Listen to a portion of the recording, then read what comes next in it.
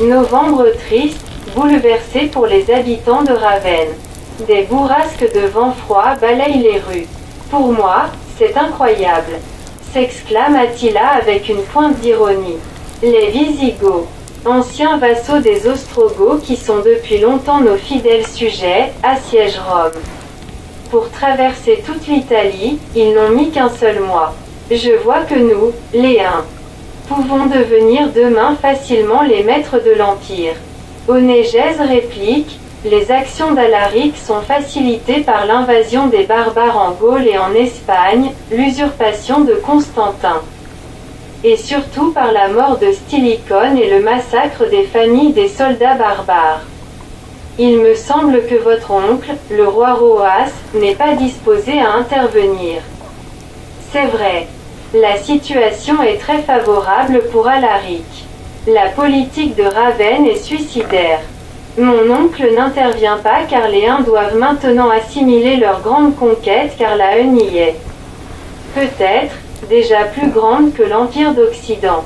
Il est occupé par la régularisation des relations avec les peuples soumis car, à la différence des Romains, les Huns gardent les chefs traditionnels et n'imposent pas leur culture. Pensif, Onégèse réplique doucement.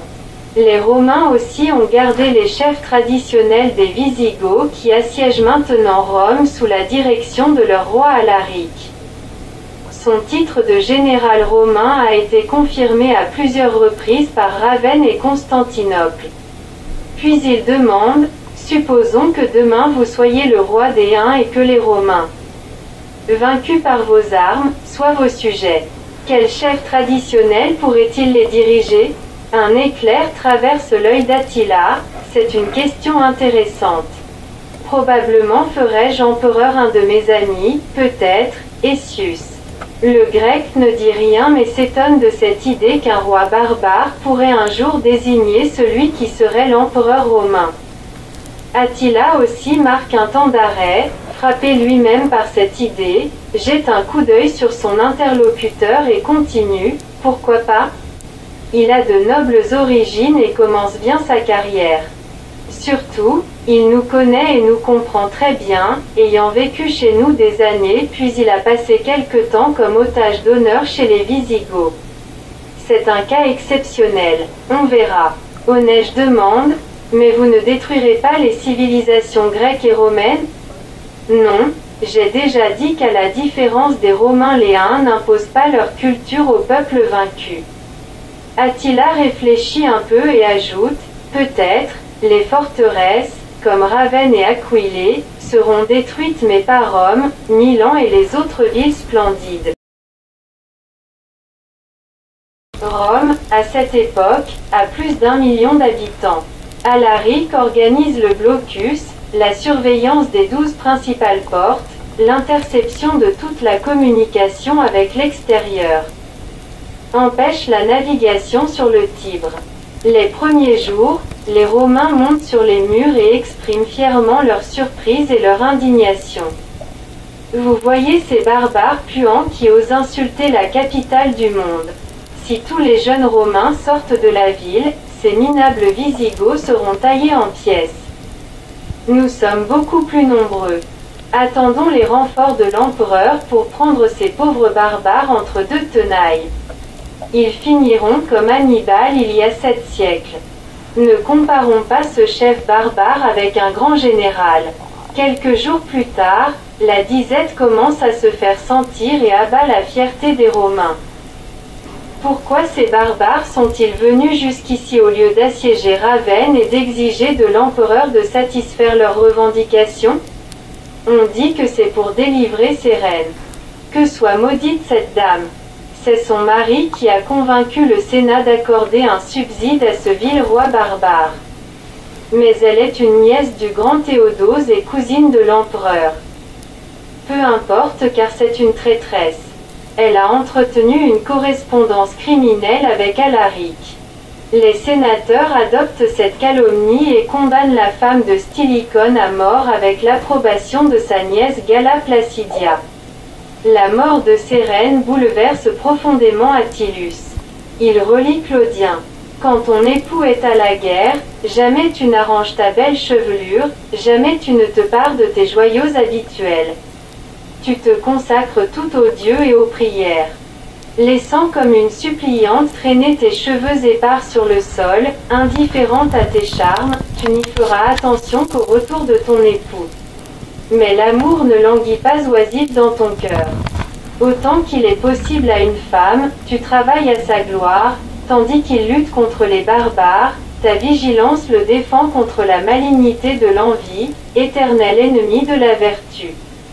Et empêche la calamité de lui nuire pendant son absence, tu crains que la trahison ne dépose au loin les armes pour venir furtivement le perdre à Rome. D'ailleurs, il sait par cœur ce texte sur Cérène car elle était pour lui une fille du grand Théodose, égale par ses vertus à Lucrèce, mythique héroïne romaine. Que peut-il penser maintenant de Galla Placidia dont les valeurs morales ont été si sincèrement glorifiées dans ses odes? La facilité avec laquelle la princesse a consenti à la mort de Cérène. Sa cousine, l'étonne.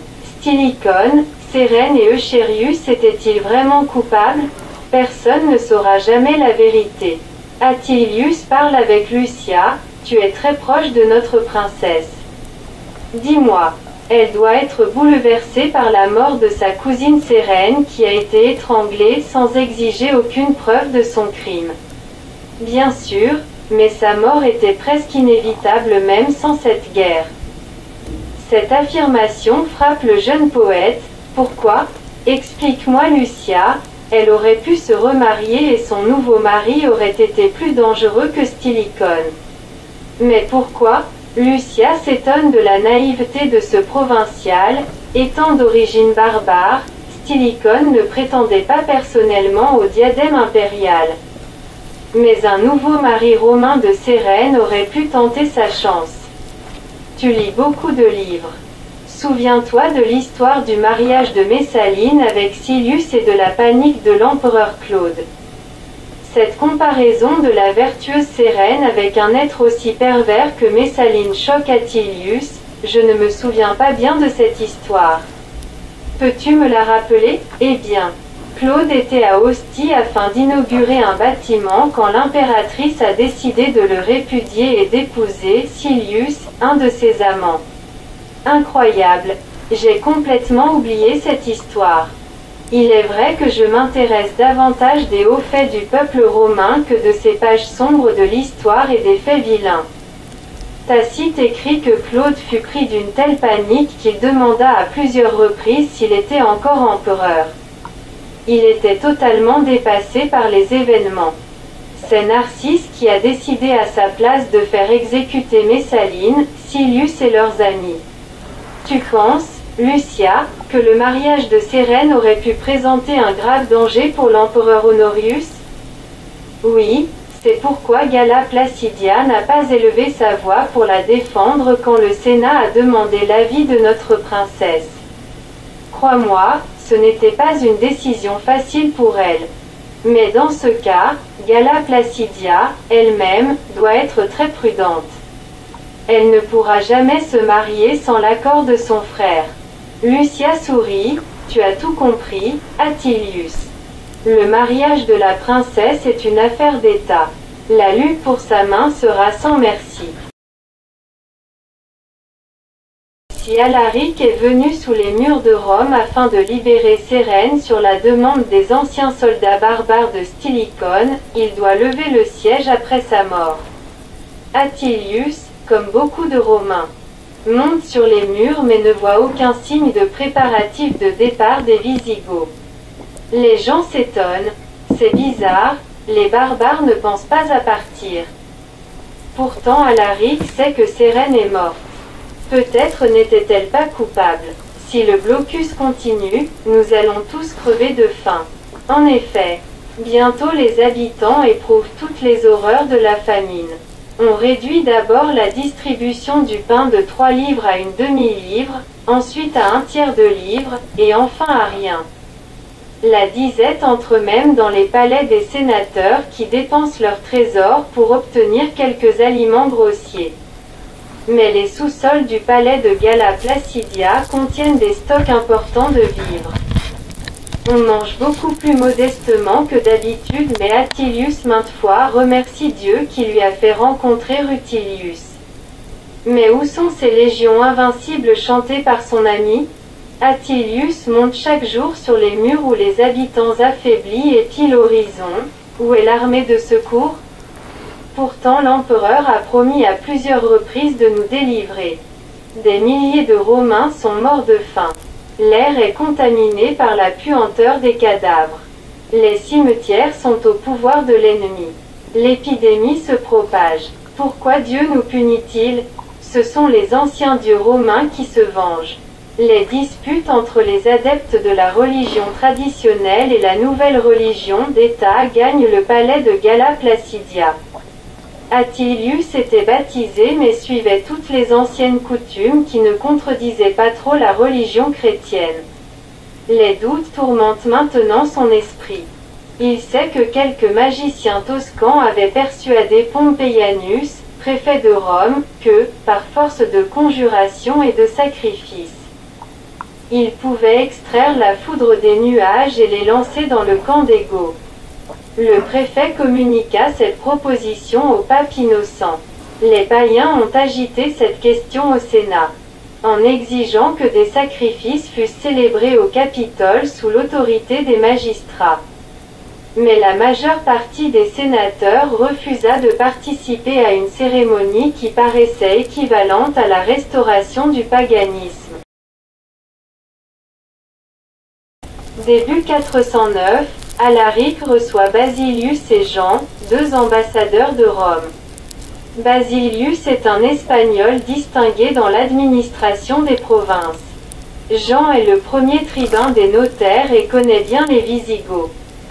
Basilius transmet le message du Sénat. Nous vous demandons une capitulation honorable qui respectera la dignité des Romains qui sont résolus à la maintenir par tous les moyens, soit en paix, soit en guerre. Dans le cas contraire, vous devez vous préparer à combattre une multitude de guerriers, animés par le désespoir. Alaric sourit dédaigneusement, plus l'herbe est serrée, et mieux la faux y mord. Puis il éclate de rire avec tous les Goths présents. Insultés et humiliés, les ambassadeurs romains rougissent. Alaric continue. Nous méprisons ce peuple amoli par le luxe et maintenant épuisé par la famine. Déconcerté, Basilius demande « Quelles sont vos conditions ?» Alaric parle lentement en distinguant chaque mot. « Votre rançon sera tout l'or et tout l'argent qui se trouvent dans la ville, tous les meubles de prix et tous les esclaves en état de prouver une origine barbare. » Perplexe de cette déclaration, Basilius se tait. Jean demande d'un ton modeste et suppliant « Ô roi, si telles sont vos volontés, que comptez-vous laisser aux Romains ?» La vie, réplique le roi des Visigoths orgueilleusement. Les ambassadeurs tremblent involontairement. Avant de se retirer, Basilius demande « Nous informerons le Sénat de vos conditions et demandons la suspension des hostilités afin de faciliter la suite des négociations. » Alaric accepte. Décidez vite. Vous n'aurez qu'une courte suspension d'armes. Les négociations continuent et Alaric se radoucit sensiblement. Enfin, il déclare « Je lèverai le siège aussitôt que nous aurons reçu 5000 livres d'or et 30 000 livres d'argent. 3000 pièces de fin drap écarlate, 3000 livres de poivre. Ce n'est pas beaucoup par rapport aux richesses de la classe sénatoriale. C'est pourquoi je pose une condition supplémentaire. Le Sénat doit s'engager à obtenir d'Honorius une paix durable entre nous et l'Empire qui sera profitable à tous. Mais le trésor public est épuisé. Durant la famine, on avait échangé l'or et les pierres précieuses contre des aliments. C'est principalement dans les restes des temples païens que les Romains trouvent les ressources nécessaires à satisfaire les exigences d'Alaric. Il lui livre beaucoup de superbes carrosses en argent. Puis on ouvre avec précaution plusieurs portes de la ville. Les Goths laissent passer les convois de provisions et les Romains courent en foule au marché qui a lieu dans les faubourgs. Alaric maintient la discipline dans son camp. Il châtie sévèrement ses soldats, qui ont insulté des Romains, et montre ainsi son respect pour le traité conclu. Attilius contemple du haut des murs un panorama incroyable. Les foules mélangées de Romains, de femmes et d'enfants barbares dans le marché, les soldats goths occupés par le partage du butin. Beaucoup de Goths sont chargés de l'accueil et du recensement des esclaves, capables de prouver leur origine barbare et de servir sous les armes. Ils seront plus de 40 000 aspirants à se venger des Romains, des souffrances et de la honte de leur servitude. Soudain, les trompettes gothesses sonnent. Les Romains paniqués se jettent vers les portes. On voit une armée de cavaliers agrandir encore les forces des barbares. Curieux et confiant dans le respect du traité et de sa sécurité, Attilius sort de la ville. Il voit passer devant lui un groupe de cavaliers commandé par un très jeune officier. Stupéfié, Attilius se souvient de sa rencontre inoubliable avec cet adolescent fier et noble sur la route entre Ravenne et Rome. 3 jours plus tard, l'armée d'Alaric, renforcée par cette armée de cavaliers égaux, amenée par Ataulf des bords du Danube, quitte Rome et se dirige lentement vers la fertile province de Toscane pour y prendre ses quartiers d'hiver.